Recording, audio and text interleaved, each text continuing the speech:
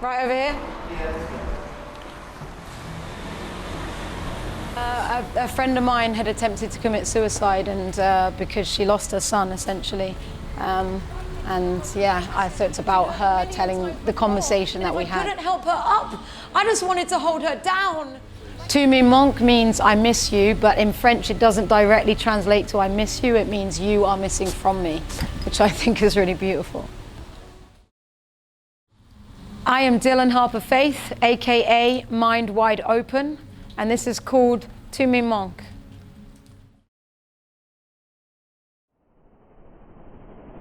She sat across the table, and although I knew she was perfectly capable, she just didn't seem able to articulate her words.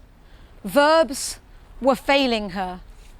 This world was failing her, and I was failing her.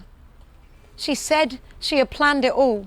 She said she couldn't handle another fall and this life was a ball ache. It was all a matter of karma. I tried to calm her. There was no reasoning with someone who simply did not want to live.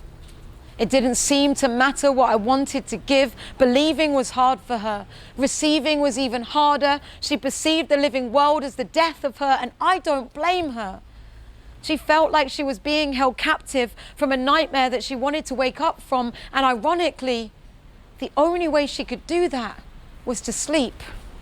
She said she told me because she knew I could handle anything. And I can. I am a warrior.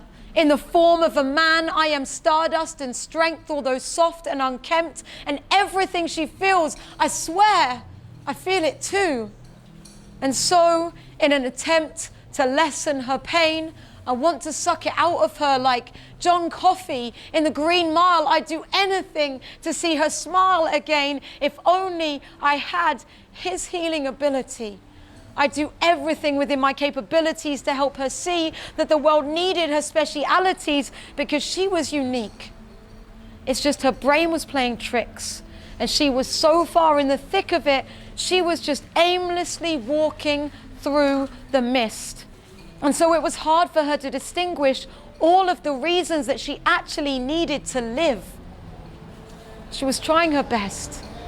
I could see she was trying her best to be okay, to wake up every day, take another breath, walk the dog, let him play.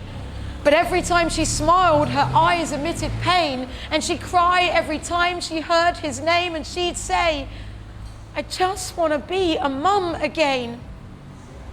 And my heart shattered into a million little pieces and scattered all over the floor, laying right next to the broken promises she'd heard a million times before. And if I couldn't help her up, I just wanted to hold her down like she'd never been held before.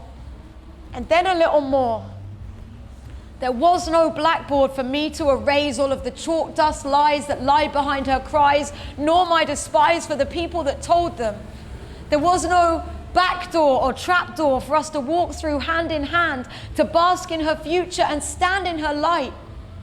So for now, the only thing I knew to be right was that my place in this moment was right by her side. You see, in French, they don't say, I miss you. They say, you are missing from me. And that's how I'd feel if she departed this world early. He would miss you. They would miss you. And I would miss you. But most importantly, you'd be missing from us.